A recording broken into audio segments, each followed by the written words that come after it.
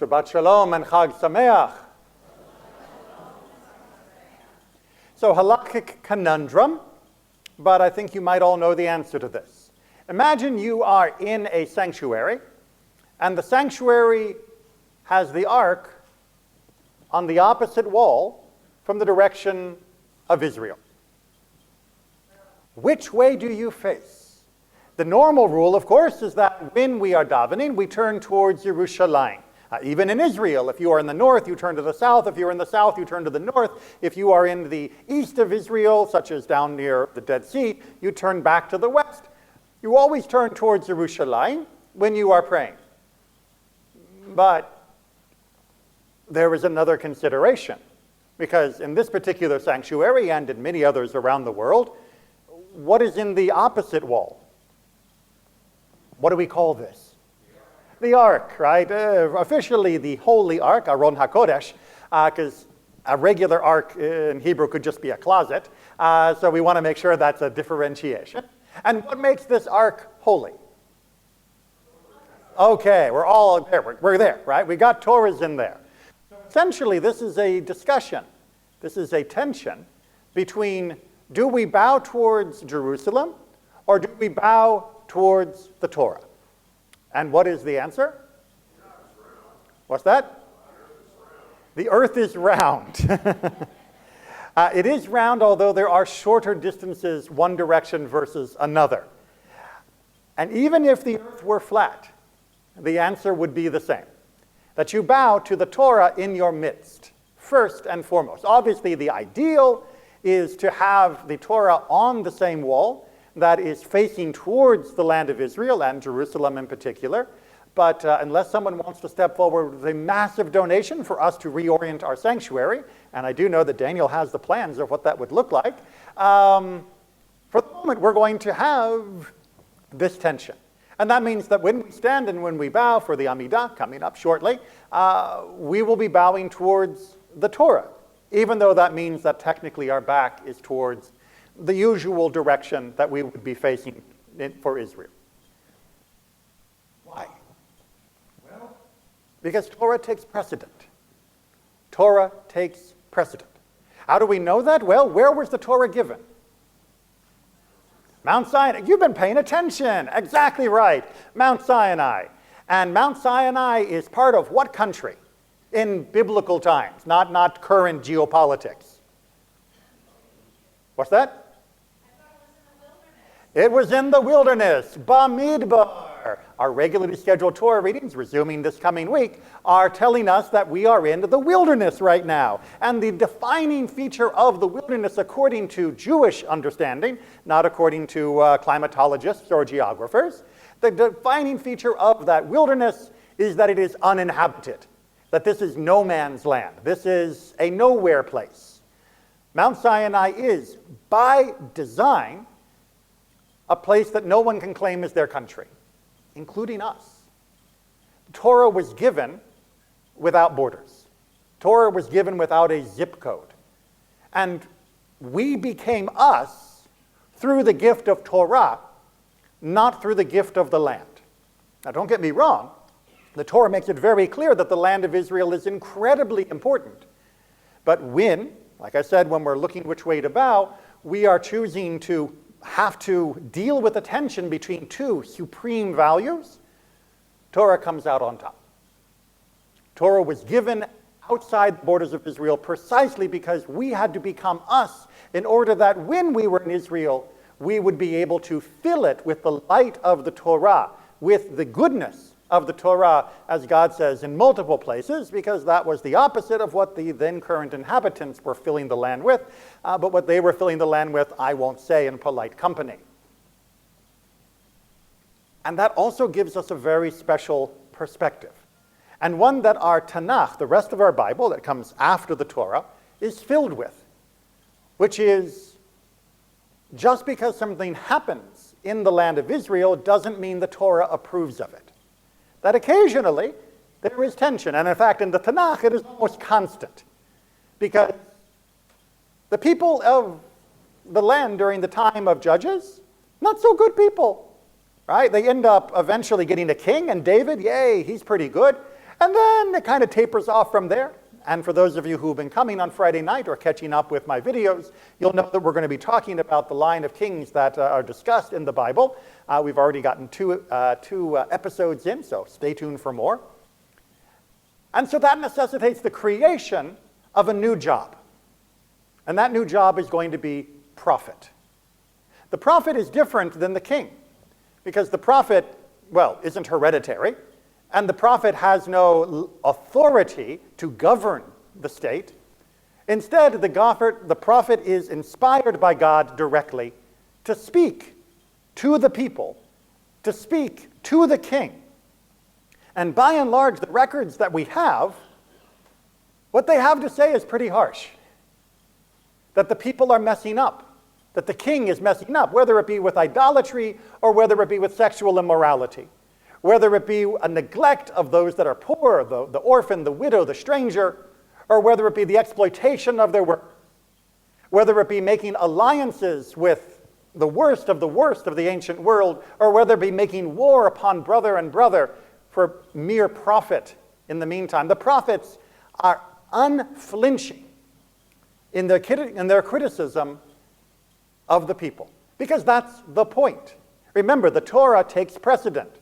So simply because they happen to be the king of Israel doesn't mean that they override Torah. Just because they happen to be the citizens of Israel doesn't mean they override Torah. Their zip code provides no protection, despite them claiming that it does.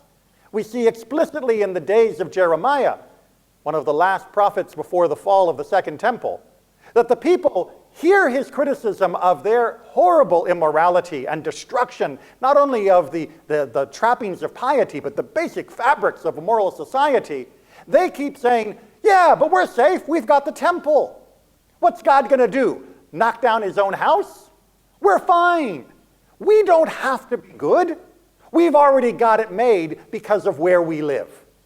And God can't hurt us without collateral damage to God's temple. And we know that's not going to happen. Obviously, they have ignored the Tanakh when God said early on when the temple was first being proposed, he didn't really care about the temple all that much. And it turns out that he doesn't. And the temple indeed is destroyed and they are carried off into captivity, those that are lucky enough to survive the war with Babylon. And Jeremiah, for having the courage to speak up, for being willing to tell them that what they are doing is wrong, the people reward him by throwing him in jail as a traitor.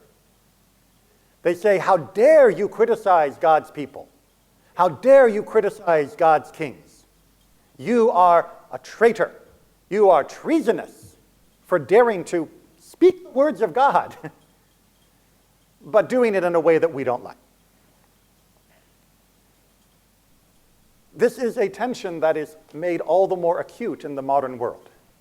Because in the modern world, there are lots of people far less noble than the prophets who level criticisms against Israel.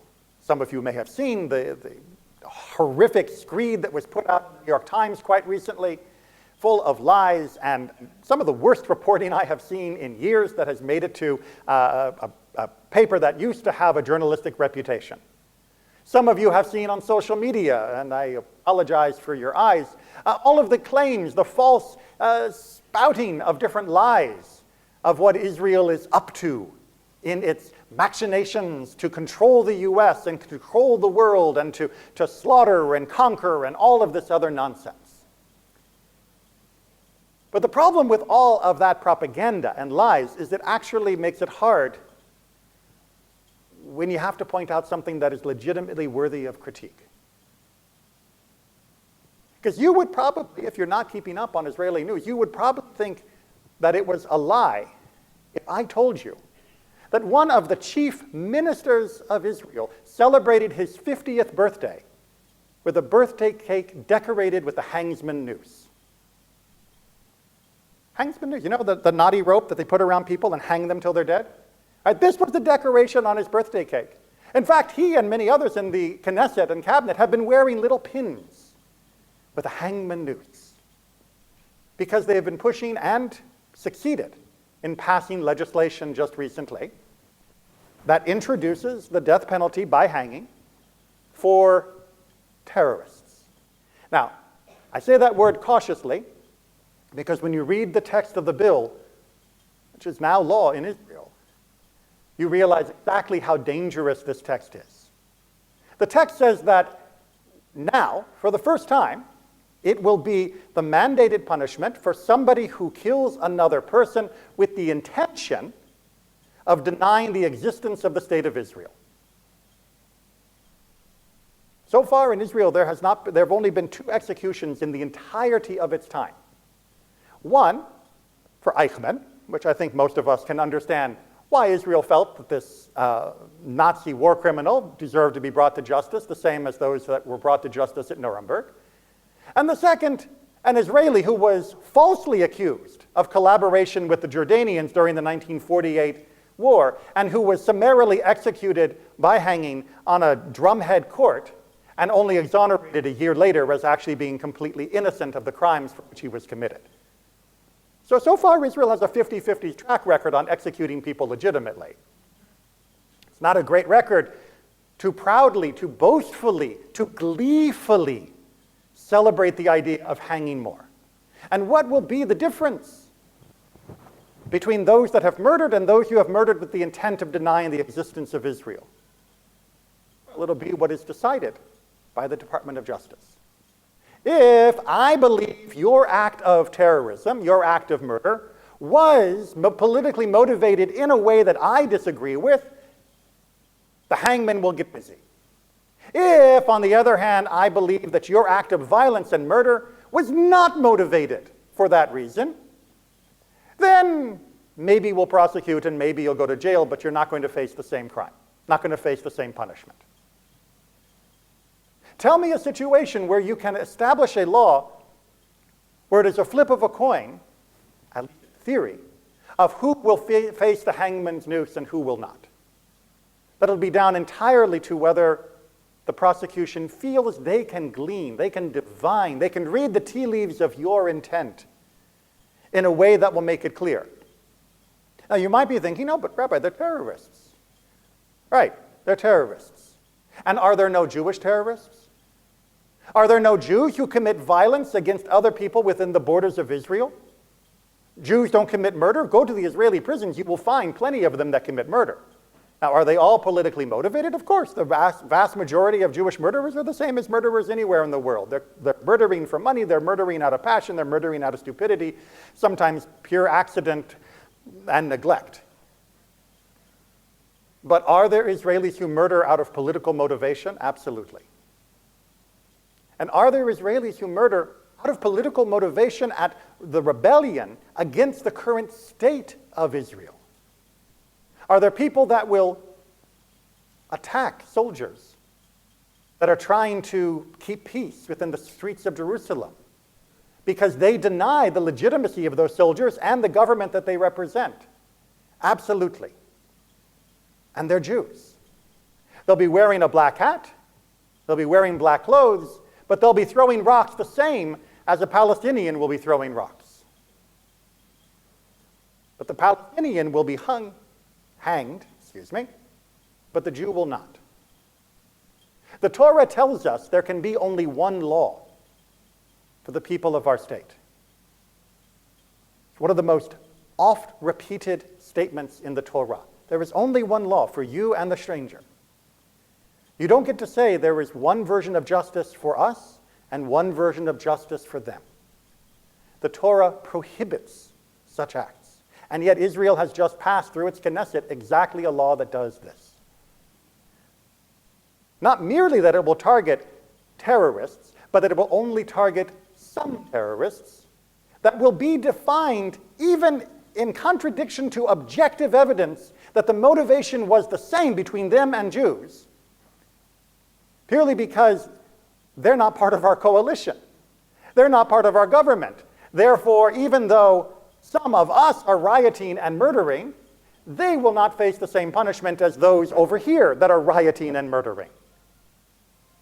This is corruption that would have made Jeremiah flinch.